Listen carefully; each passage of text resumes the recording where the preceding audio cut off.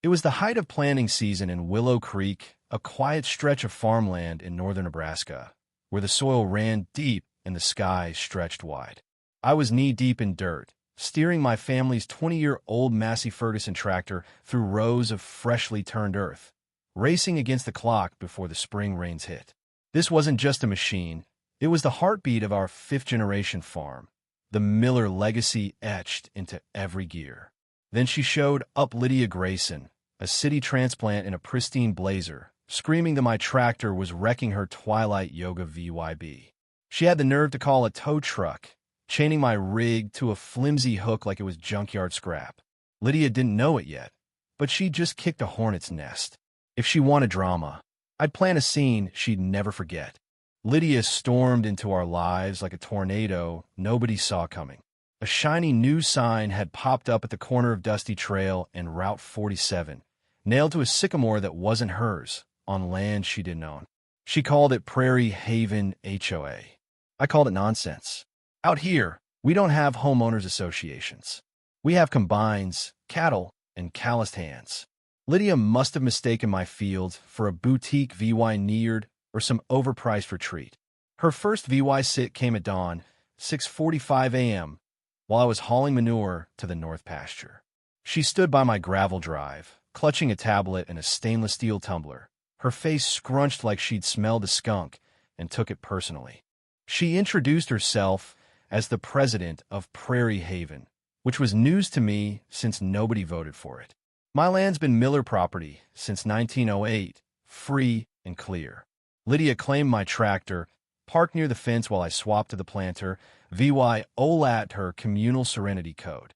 I told her, polite as pie, that her HOA was a figment and my tractor had more claim to this dirt than her store-bought lavender bushes. She gave a tight smile, said she'd resolve it, and strutted off. I figured she was all talk until the tow truck rolled in, a rickety thing that looked like it couldn't haul a lawnmower. The driver seemed baffled, eyeing the tractor like it was a tank. He asked if I'd call for the tow. I pointed to Lydia, flailing by the mailbox like she was signaling a rescue chopper. When she marched over, I warned her, touch my gear again, and her sleek Audi would get the same treatment as my compost pile. She gasped, clutching her pearls, claiming I was threatening her. The driver hesitated, but Lydia bullied him into trying. He hooked the cable to the tractor's axle, and the second it pulled tight, my cousin Nate, who'd been watching from the shed, started filming. Lydia shrieked that he needed her permission to record. Nate hollered back that she was the trespasser on private land. The tow truck groaned, tires spinning, but the Massey Ferguson didn't budge, an iron giant rooted to the earth. Lydia lost it, demanding I move that monstrosity or face her wrath. I tipped my cap, glanced at her Audi parked on the soft edge of my tilled field, and grinned. I pulled a piece of chalk from my pocket, circled her car in the dirt, and told her I was marking her donation to this year's crop. Her jaw dropped, a mix of shock and fury. I called Nate to grab the irrigation hose and drag out a sack of zinnia seeds. Lydia screamed about vandalism, threatening to call the cops, but by then, neighbors had pulled up with folding chairs, sipping iced tea like it was a county fair. Word spreads fast in Willow Creek. When Lydia tries to tow a tractor, you don't miss Idio bring snacks. I scattered seeds over her car's hood, careful not to scratch it, while Nate misted the soil around the tires. A neighbor plopped a ceramic frog by her bumper, and another added a pinwheel. It was petty, glorious chaosa, middle finger to her fake rules. Lydia dialed 911, but I knew the dispatcher, my cousin Ellie. Deputy Tom Carver arrived, took one look, and asked what I was up to. Deadpan, I said I was planting annuals in a new metal planter. He turned to Lydia, asking for proof the land was hers or the tow was legal. She waved some printed forms, clearly downloaded from a sketchy website. Tom handed them back, saying, "Ma'am, you're trespassing on an active farm. Be glad it's just seeds." Lydia's face went crimson as her tires sank into the muddy field parked on tilled soil, her own rookie mistake. Tom helped her call a real tow company, while neighbors debated which flowers would look best on her Audi. By the time the tow truck hauled her car out, Nate's VY Deo had hit a local farming group online. Titled City Lydia versus the Tractor, It racked up 80,000 VYUs in hours, complete with slow-motion shots of zinnia seeds bouncing off her windshield. As the sun set, I knew this was war. Lydia had messed with planting season, and I had dirt and time to spare. The next morning, a drone buzzed over my barn like a pesky fly. Nate sprinted out, yelling, "She's back with air support." Lydia stood at her made-up HOA boundary, now marked with plastic signs proclaiming Prairie Haven, no farm equipment. One was screwed into a fence post my great-granddad built. Another was taped to my mailbox, which I planned to fix with a crowbar. She brought back up Martha, a retired meter maid with a whistle and a grudge against anything that didn't sparkle. Martha scribbled on a clipboard while Lydia pointed at my barn, listing violations like excessive machinery viewability and manure odor crimes. I shouted across the field, asking if they'd added a cowbell ban yet. Nate cackled from the hayloft, but Lydia ignored me, live streaming to her HOA's Facebook page with 42 followers. I asked how that stacked up against my 50 hogs. She didn't laugh. Instead, she snapped a photo of my truck and announced a fine. I demanded her legal authority, and she waved a packet of highlighted maps, babbling about overlay zones. I drove to town to see Sheriff Carver, who'd seen the VY Deos and was chuckling so hard he nearly swallowed his toothpick. Lydia had filed 3 complaints: trespassing, agricultural defacement, and community defiance. He confirmed her signs and drone were harassment material and told me to keep records. Back home, I found Lydia's Audi parked deeper in my field, surrounded by new stakes. She was tossing daisy seeds, claiming to enhance the boundary for resale value. I reminded her there was no HOA, just her and my unimpressed cows. Martha showed up with a megaphone, reading violations like unapproved irrigation and VY Cybele sheds. That was it. With Nate's help, I loaded my truck with straw bales, a scarecrow wearing Lydia's flyer, and birdseed. We dumped it by her stakes, and when she yelled, I asked for the rulebook. She had none.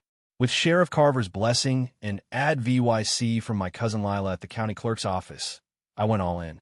I laid mulch around her car, built raised beds by her bumper, and planted petunias and ivy. Nate ran drip lines, and soon her Audi looked like a jungle exhibit. A few chickens hopped on her mirrors, and I let them stay. Lydia emailed every news outlet, but the story backfired. Farm blogs ran headlines like, HOA Queen tries to bulldoze farm with fake rules. I gave in her VYUs, standing by her flower-covered car, talking about rural pride and boundaries. The internet ate it up. The Dirt Gate trended, with remixes of Lydia yelling over fiddle music. Kids sold shirts saying, "Don't tow the tractor." Lydia wasn't done, though. She filed a lawsuit, claiming defamation, property damage, and floral-induced trauma. The county clerk's office howled at that one.